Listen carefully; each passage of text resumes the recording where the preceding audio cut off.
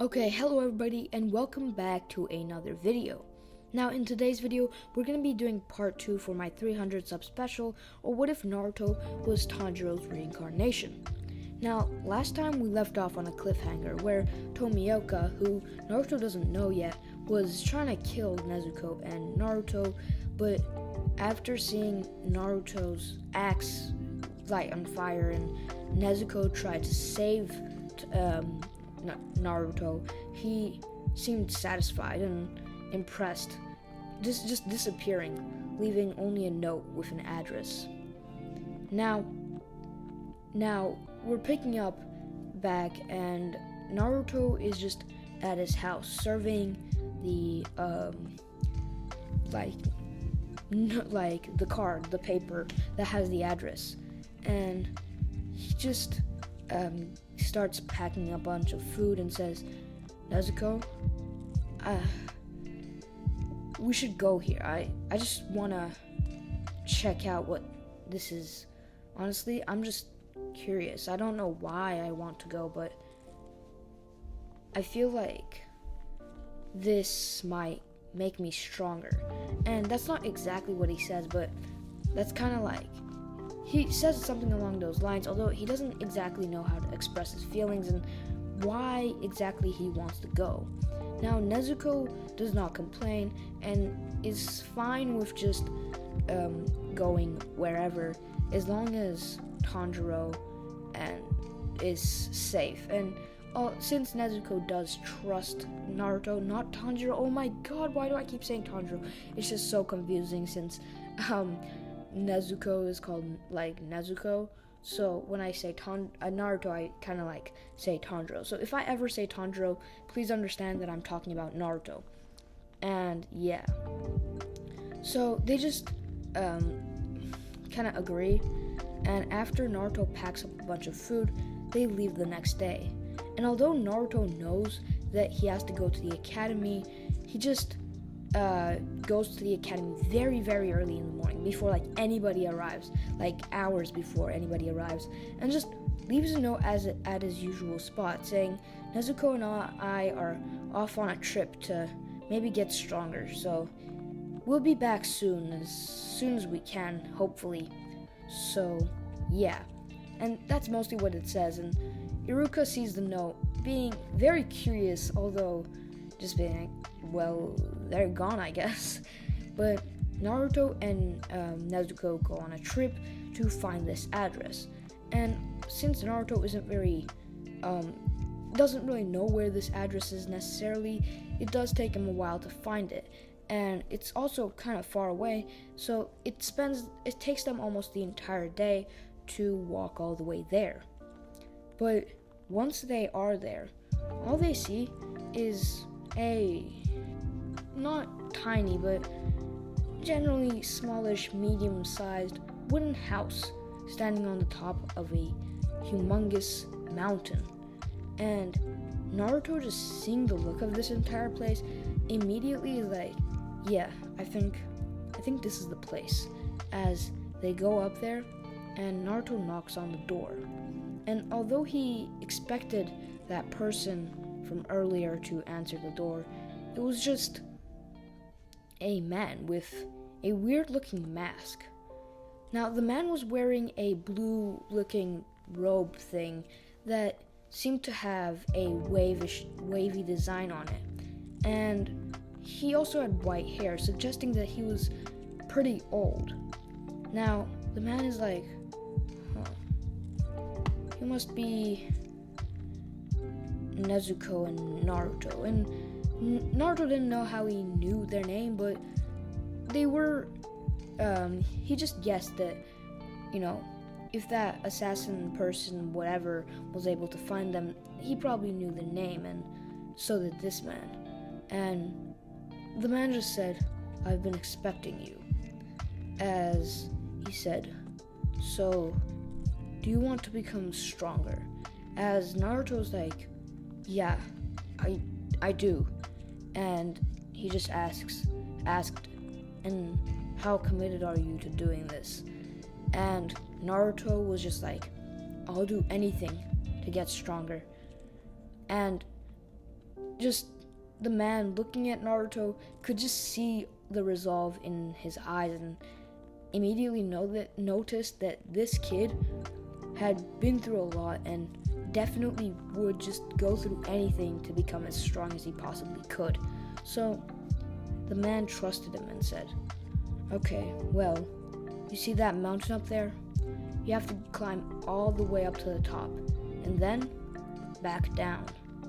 And at first, this didn't seem too hard for Naruto, but little did he know there would be a lot more to that mountain than just climbing up and down.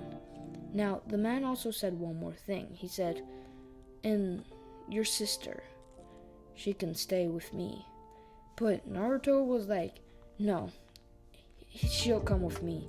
And Nezuko was also already trying to be like, "No, I'd rather go with my brother." And the man just chuckled and said, "I expected that. But just know that if she doesn't want to go, she can always come back down." So, yeah, with that, Naruto headed off to the mountain. Now, sorry, I just took a quick little break, but I'm back.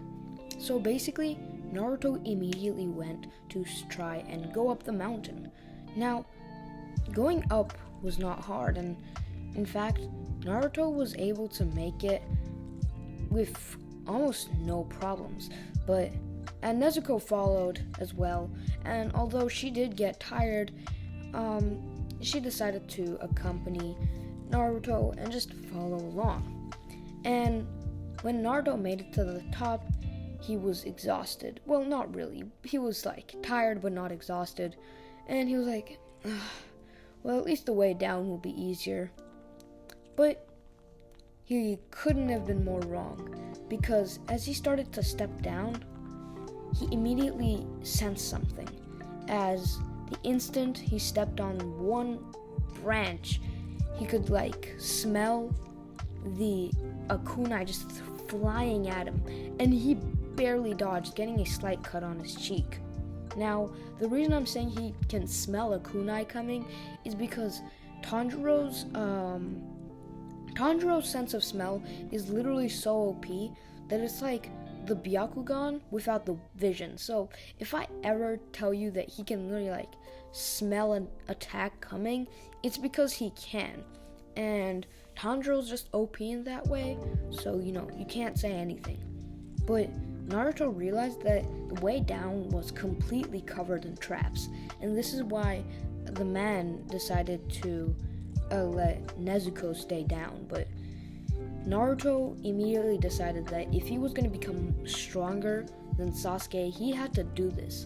So immediately he started going down, and he just kept touching tripwires, and there would be boulders falling down, kunais flying, traps made of rope, any trap you can think of, booby traps. There was literally every sort of trap, bear traps, every trap that you can physically think of, it's there. And Naruto does end up making it down, with Nezuko literally just carefully following from behind him, letting him set off all the traps and then following Naruto. But she's able to make it down safely, while Naruto, by the time he makes it down, not only has it been hours upon hours since he went off, but he is so exhausted that he is basically on the brink of passing out, and he also has sustained a bunch of injuries. Now, the man, after seeing Tanjiro make it down, he's like, good job. As he lets Naruto go inside and gives him stuff to eat, and also lets him rest. Now, Naruto, think about this. Naruto hasn't eaten in 12 hours maybe, because the whole journey and then climbing the mountain and everything, he has not had a lot of food or rest. So he just ate so much food, and then literally just passed out, like fell asleep. And so it took him a day or two to wake up and get back to full strength. But the instant he did, the man was like, okay, well, you're going again. And every day, the man just kept making Naruto go over and over and over again, up and down the mountain, through the traps and everything. And slowly, the man also started teaching him a bunch of like other things, such as the whole stuff where he brought him down to what was it? I genuinely don't remember. It's been a while since I watched this part of Demon Slayer, but like he does all the training he did to Tanjiro, and the whole like breathing training and the thing with the water, and he just does like makes Naruto do all of that training. And this takes a long time. And eventually, after Naruto has like mastered all of these things, and the man also, I'll get to that later. After Naruto mastered all of these things, the man told him that he has to cut open a boulder. Now, this boulder isn't as big as it is in the original Demon Slayer, because in Demon Slayer, breaking that boulder meant Tanjiro would be able to go and participate in the Demon Slayer exam thingy, or whatever it's called. And since he didn't actually want Tanjiro to participate, he purposefully chose a big boulder that would make it so that Tanjiro couldn't succeed. But now, the man gave him an average-sized boulder to cut through, which was still extremely difficult, but easier. And he said that if you can cut this boulder, you can go back to your village. And Naruto, hearing this, was like, really? My training's over? And the man just said, I won't train you anymore. And just, it like says, it's up to you now, as he walks away, disappearing. And Naruto never sees him again. Now, the man also trained Nezuko, trying to teach her how to control the Nine Tails, power within her. And this whole thing where, the man trained Nezuko got a lot stronger with her abilities, and she got a lot stronger physically, and she just gained a bit of control over the Nine Tails power she has within her. And so now it was all up to Naruto to break the boulder. And he kept training for weeks and actually incredibly long time.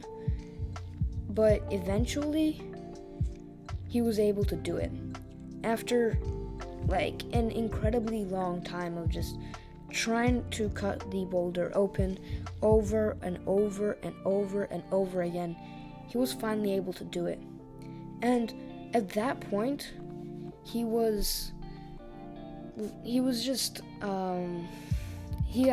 had been in the mountains for an incredibly long time, and at this point he had just grown his hair really long, like Minato's, but longer, because he hadn't had a haircut in more than months maybe. And this is why Naruto's appearance looked a lot different from what he looked like in the original. But still, Naruto had cut the boulder, and this meant that he could finally go back to the village. Now, Naruto had no idea how much time had passed since he had come here, but he knows that it had been a while. If he was just lucky enough, maybe he would be able to go back to the village in time for the end of the academy, and just maybe he would be able to catch up, get ready for the graduation exams, and pass. Now, Naruto and Nezuko immediately set off, going all the way back to the village, and after getting lost a few times and asking for directions, they made it back. And the instant they walked through the gates, there were a lot of people were confused and excited and unhappy at the same time, because a lot of people were, happy to see Naruto back, unhappy to see Nezuko back, and generally a lot of mixed feelings, and people were confused on where they had been this entire time, because they had been missing for months. And I'm pretty sure this took a lot longer for Tanjiro in Demon Slayer, but first of all, I'm the writer of this What If, and second of all, Naruto didn't have to cut as big of a boulder, so it won't take him too long, if you know what I mean. And the next day, Naruto went to the academy, and the instant he walked into the room, Nezuko and him just walked into the room, everyone noticed the difference immediately. Now, first of all, Naruto had gotten his haircut, finally, so he did look a bit more normal, although his hair was a little bit longer than what he was in the original, so maybe something in between Minato and Naruto's haircut. And the other thing was, he was wearing a robe. I think you call it a robe. That thing that all the only the ones with specific breathing styles. But yeah, so he was wearing a blue robe, just like the one the man had. A blue robe with wave-like designs on it. Now, there was a completely different air about both Nezuko and Naruto, and everyone could notice that they were both immensely more powerful than what they had previously been. Now, the one last difference about Naruto was that now he had a sword with him, and everybody was curious. All eyes turned on them, and it was just yo, is that Naruto and Nezuko? I thought they were dead or something. Now, after this, Naruto and Nezuko just walk in, and Iruka's just oh, glad you could make it. You're just in time for the graduation exam. I genuinely thought you wouldn't be here. And after Mizuki and Iruka had a conversation about whether Nezuko and Naruto should be allowed to participate since they skipped so much school, and deciding that, they probably were doing something productive when they weren't in school, so they decided to let them participate. And for the graduation exam, all they had to do was create a shadow clone, and Naruto and Nezuko, both being able to do this, were able to pass. Now, don't ask how Nezuko was able to do this. Let's just say, since she trained with the Nine Tails, I guess, the Nine Tails doesn't mess with her chakra too much, so yeah, she can create a shadow clone. And with that, Naruto and Nezuko had both passed the Chunin exam. Oh my god, not Chunin exam. The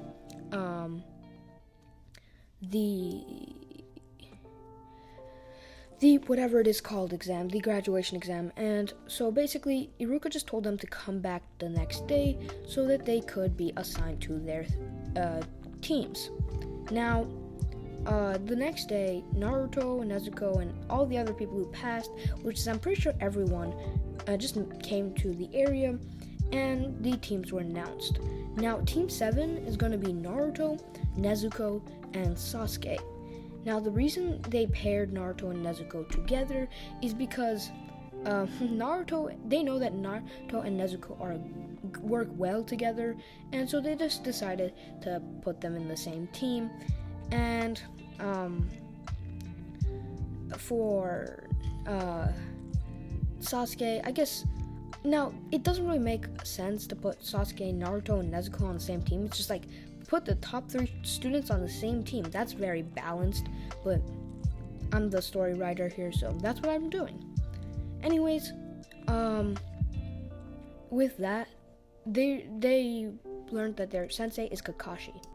As you might have guessed, Team 7 had to wait for a really long time for Kakashi to arrive, because Kakashi is still Kakashi, which is why it's going to take him a really long time. Now, since I am putting Demon Slayer into Naruto, I might give Kakashi a breathing style. So if you want that, just comment. Anyways, with that, after Kakashi arrived, finally, he just told everyone to meet him on the roof. Anyways, sorry if you've been hearing a bit of background noise, because my little brother is like walking into my room, but yeah, he should stop around now. Anyways, they went up to the roof, and Kakashi just told them all to introduce himself. And Naruto said that he is Naruto, he likes ramen, and Nezuko,